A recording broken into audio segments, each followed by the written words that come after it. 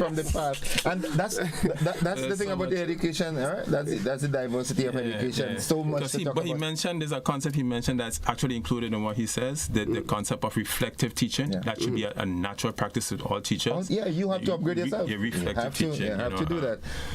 And one of the things that I liked also is the fact that teachers need to, at the earliest convenience, get the best assessment of the student, identify what strategy could get to that student individually, because we must agree with the fact that children learn differently.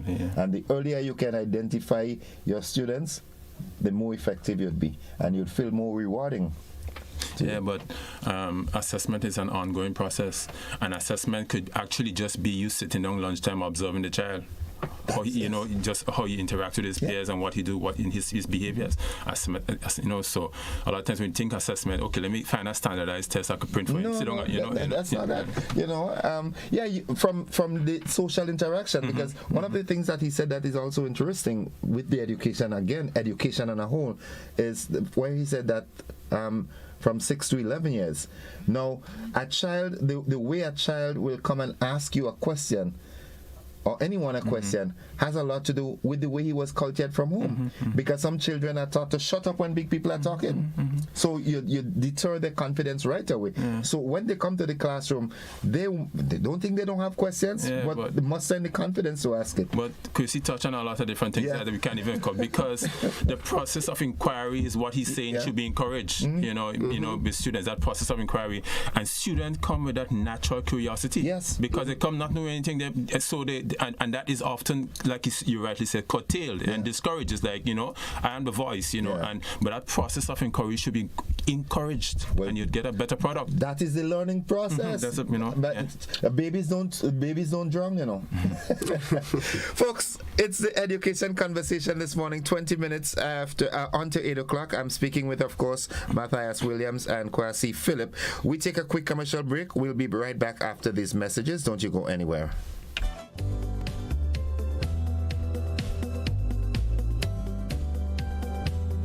Now, it's considered to be one of the biggest threats to the world's oceans. Delegates from UN member states are gathering to confront the problem of plastic pollution. The goal is to agree on a global...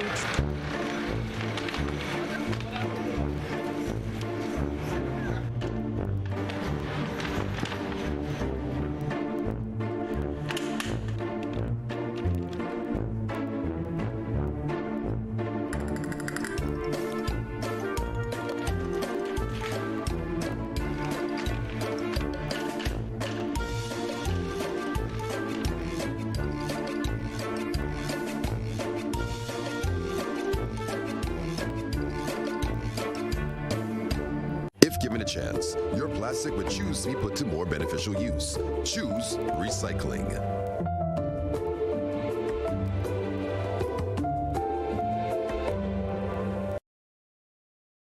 GBN Television News at 7, a pulse on all things Grenadian. Look out for our new features through expanded synergies with our media partners in Barbados, St. Lucia, Jamaica, Trinidad, and beyond. Capturing the latest in news, sports, weather, and entertainment. Credible, informative. Thank you for making us number one. News at 7, live, Monday to Friday on GBN Television, Channel 7 and 11. K105.5 and 105.9, Hot 98.5 and 98.7, GBN Television Facebook page and YouTube channel, and www.gbn.gd. GBN, with you anywhere and everywhere. You mentioned the wing high, then you have things like man, you must come back, We have the low folder. It is kind of like the same man, and it's just different name for the same kind of thing. And last but not least, I just want to say to all the men who saw me, call me, and ask for a piece of cake. I'm baking this weekend. Join us Fridays at 8 on GBN Television, K105 FM, GBN's Facebook page, and the YouTube channel for We Culture.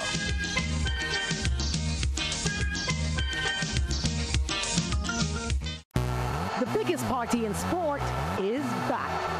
CPL and WCPL return with more action than ever before. Are you kidding me? Watch the biggest names in cricket battle it out in the race for glory. Brilliantly. Celebrate some more. Get your tickets now at cplt20.com or at the box office. Join the party. Experience cricket played louder. Grenada's broadcast of Republic Bank CPL 2023 is made possible by Republic Bank. We're the one for you. The National Lotteries Authority, Grenlec, and Hard On Plus.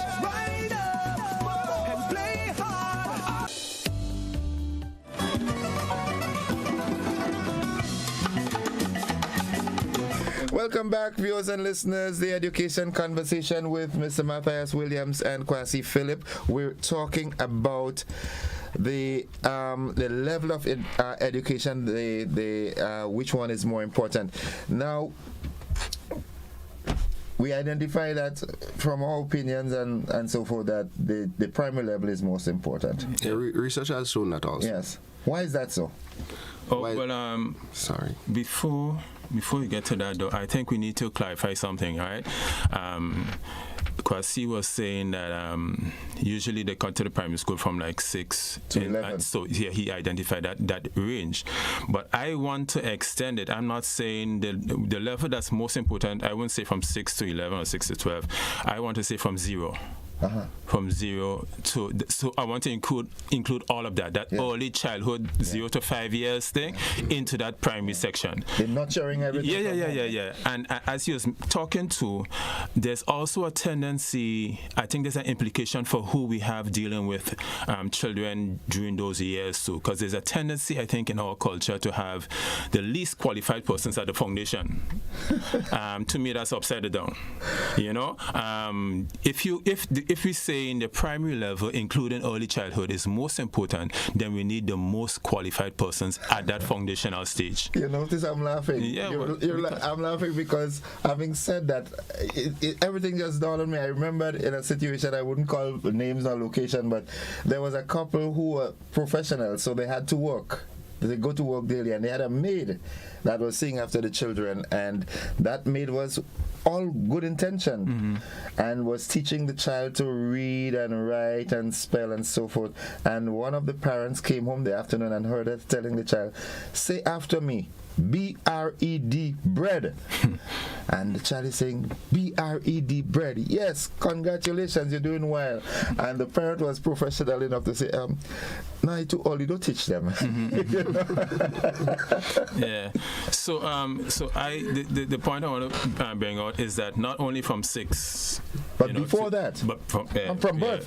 From 0. That period there is most critical in terms of. So I totally agree with Mr. Philip that the primary is the most important, because that's a foundational. That's a As a matter of fact, recent studies have shown that even children learn prenatal, even from the womb. So let's include the early childhood years too, in that education discussion. The daycare, everything like that. So now we can go on to what is most important. What is most important? I think Philip kind of alluded to some of that. No, you. What is most important? Well, why primary school education is so important, and so at that age, the child is displaying readiness for a number of different things. The child readiness for new content is displayed through curiosity, and we teachers have to be skilled to not just kill that curiosity in trying to get everyone to get a particular score on an exam, but to feed into that curiosity, to channel it in a direction where the metacognitive skills are developed, the cognitive skills are developed, and the affective skills are developed. Now, once all those things is in the best place possible for that child, then that child will be prepared for the life ahead, whether it be secondary education or whether it be tertiary education, whether it be in the different aspects of those education. So if it's in the area of skills, if it's in the area of arts, if it's in the area of math and science, the child would be prepared with the foundation to learn math properly and proper understanding of the foundational concepts in mathematics. Likewise in the language, whether it be English language or whether it be Spanish, whatsoever it is, that child will also possess the skills necessary to understand science. Because the absence of proper thinking skills, proper problem-solving skills at their level for their age would result in, and even poor vocabulary would result in when they get to secondary school, a child is not going to ask a question because you're in a class, the teacher says something, but you as a child could observe that the others around you understand what the teacher says. They might not know the answer, but they understand the question because they are aware, or they know the vocabulary that the teacher is using. They know the meaning of the different words. And you don't know what the word assess mean. So the teacher might say, well, assess. Yeah. So now you don't know what the word assess means. You can assess it because you have the ability to do it, but because you don't know what the word assess means, you don't understand the command. Mm-hmm. Correct. Yeah. So that child is stuck. And that child is stuck by fear because they are afraid that, well, the others are going to laugh at me. The teacher is going to say, well, how come you don't know that word and you're at that age? Self-esteem and confidence and everything like that comes into play. So a lot of things come into play. So at that level, all of those things, a teacher should be able to, well, we would say teach, but I would say raise that child for the year that you have that child to reach that standard, to reach that level, so you could pass that child on. I'm not saying that all children are going to reach there at the age of 11. Yeah, because children are at different stages and different ways. But yeah, and having heard you say that, I know of a current situation with a school in Boca where a parent said that child, prior to going to that teacher's class, couldn't read and spell and so forth, and she was praising that teacher on completion of that year in that particular teacher's classroom because he is now better able to read. So I think the teacher must have touched on his confidence and everything like that and assisted him in spelling and breaking up the words and putting the syllables together and everything like that, the phonetical aspect of it. And now the parent is saying the child is a different child. So that could have been the result of an effective teacher that identified the weakness in the child and worked on it individually. Mm-hmm. Let me just extend on what Kwasi is saying, and I want to reiterate something he said earlier. He's saying that the primary level is important, but he had mentioned one of the things that are important would be for the child to become an independent learner. Yeah. I think that's critical for reiterating. I kind of jotted down 3 general areas, and Mr. Philip did mention them, right? So when I ask myself why is the primary level important, and I'm saying that what is important at that level, what is important, and I'm saying a good foundation, which was mentioned, a good foundation in numeracy and literacy, all right? And the literacy, because you mentioned the reading just a while ago. Reading is not just being able to call the words, but reading is meaning. Yeah, comprehension of it. Understanding what and being able to analyze what you read and apply what you read. So a good foundation in numeracy and literacy, many wide and varied healthy experiences, a holistic approach to education. Give them as many experiences as possible. Remember, education is life. So you have to bring all sorts of experiences to them. As a matter of fact, there's something at reading when you're reading in education, they call it experiential background.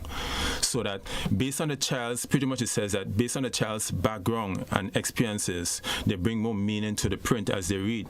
So the child who doesn't have have this limited amount of experience, when they read that, he mentioned the word assessment, they don't know, they have not been introduced to that. Tell me, find out. Yeah, so bringing a wide and varied experiences to that child at the primary level, I think there's another critical thing. And then Kwasi did mention this one. I put it down here as learning how to think, not necessarily what to think. Yeah. How? You talk about being an independent thing. Learning how to think, I think, is what processes involved and everything. How to think, how to use information, how to find information, how to access information, how to not just recall knowledge, because that is popular on our level, but apply knowledge, critique knowledge, problem solve, so you need to know life is about solving problems. From the primary level, you need to understand how to think critically, how to solve problems, how to think, and then you're on your way. Our audience is anxious to be a part of the conversation this morning. Let's take our first caller. Good morning, caller. Good morning, welcome. All right. Hi, good morning. Hi, what you are saying about the children is very true. Thank you for your confirmation. What grade are you in? I'm in grade 4. In what school? I'm going to Warburn Methodist. Okay. All right. And who is your favorite teacher? Miss Fletcher. I hope the other teachers are not listening. She says what is that what we're saying is very true. What did we say that was true? What did we say that you find to be very true? Thank you. You asking? Okay.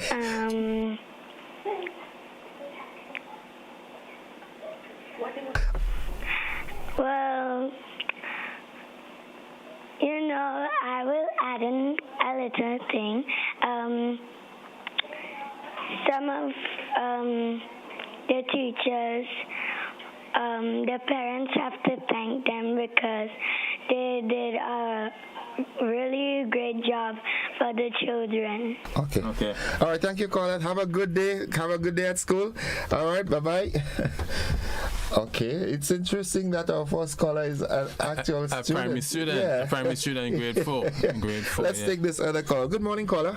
A pleasant good morning. What a pity that callers are given this slim chance. Nevertheless, I've been listening to this conversation in parts, and my contribution is all that I heard has been said must start from home. If it doesn't start from home, you'd have a miserable child going to school giving trouble, and it'd be difficult for the teacher. What I would call a good teacher must know his class. And if he doesn't know his class, he can't perform properly. A basic diagnostic test for the class is given that, and by then he can please assess who is able to study independently, who needs help, etc., etc. And as a result of that, he would go on with his class. You meet students with photographic memory, etc., etc. And that's the only how that progress can be made in the primary level. Well, of course, again, to go to this secondary level, he has to be equipped. Otherwise, well, it makes no sense. Thank you. Thank you very much, caller. Well, the fact that he mentioned it has to start at home, we established that a couple of sessions back. Because I'm saying, I'm not sure if Mr. Phil, well, I'm not sure if you agree, but let me see. I'm saying that the parents are the chief manager of that child's education. Project. It's a project. They're the manager, so it has to start. The parent is in charge. During the primary, secondary, early childhood, the parent is in charge of managing that. If you need help, additional support, whatever, you seek it, but it has to start that's with your the project. parent. Let's take this other caller. Good morning, caller. Oh, yes. Good morning to you, sir. Welcome to the program. How are you? And good morning to your guests. Morning. I listening to this conversation there, and I'm feeling so happy to know that we have teachers in the system at that level. You're all doing a fantastic job. Trust me, sir. If we could get 90% of teachers at your level, your thinking and understanding, then we are in a good place. We have a lot of brilliant children, but sometimes the teaching resource is also a problem. Patience, humility, sometimes a child may come to you with a particular subject that you don't understand. He comes the first time, second time, third time, and the teacher says, don't come back to me with this again. Learning is about repetition, yeah? And the more you could repeat is the more people will absorb. If you fail to repeat, you shut somebody down. But, teaching, you have to develop the art of teaching, yeah? And I call it the science. No teacher should be the same in terms of the teaching ability. Because as you go, you learn new methods, new strategy of imparting to students. And so one will have to, if you're not upgraded by, let's say, a seminar, you have to upgrade constantly. It's like supplement in business. A supplement, you get something packed, something that is not in the document, and you get something outside of the document to put in the document. So I think this is where we are losing it. And the other thing is that with all those things which is happening, remember, parents is under strain and stress. And for all those things to happen, the parent must have the economic abilities, yeah? Okay. To assist the child as the teacher continue to teach. Thank you very much, caller. We run out of time. Matthias, we run out of time. Kwasi, we out of time. 30 seconds, we have to wrap. We have to join the BBC at 8. Kwasi, so you heard the caller, right? The previous caller, that the window for exchange, they'd like that to be extended more time for. Okay. So we'll have to look into that. Yeah. But this program is going to continue, whether it's here on the radio or we'll formalize it into a full-fledged television program. We need to have the conversation. Yeah, we need to. Yeah. So we need to wrap up. Kwasi, 30 seconds. I would like to say thank you for the opportunity, Mr. Williams, and through GBN for allowing my 2 cents to the $1 million of opinion. And I would love for the conversation on education to continue, but not on the path to which it is in Grenada. Let us look at a country that would have tremendous success. So that we have to look outside the Caribbean, maybe China, maybe Singapore, maybe Switzerland. Switzerland has a very good education system. And see what can be taken and added to our education to bring it to that level. Okay. Matthias? Well, today we are focusing on which level is important, and we share that we're thinking that the primary level of education, which includes that 0 to 5 years early childhood primary, is most important, because that's a foundational phase. You set in the premise so that the child can fly and take off, and you want that child to be an independent learner, as Kwasi says, to be a critical thinker, problem solver, have a good foundation in literacy and numeracy. So let's get it together at the primary level, and then it's easy sailing after that. It's safe to say that the best neurologist came about because of a good teacher, good early education. Folks, that's the education conversation this morning. Again, I was joined by my good friend Matthias Williams along with Kwasi Philip. They're both in the education system, as we share our ideas and look for ways that we can, improve and stimulate the conversation on that matter. We've got to go. Thank you for being a part of it. We look forward to another engagement next week. Have a good one. Thank you, everybody. Bye-bye.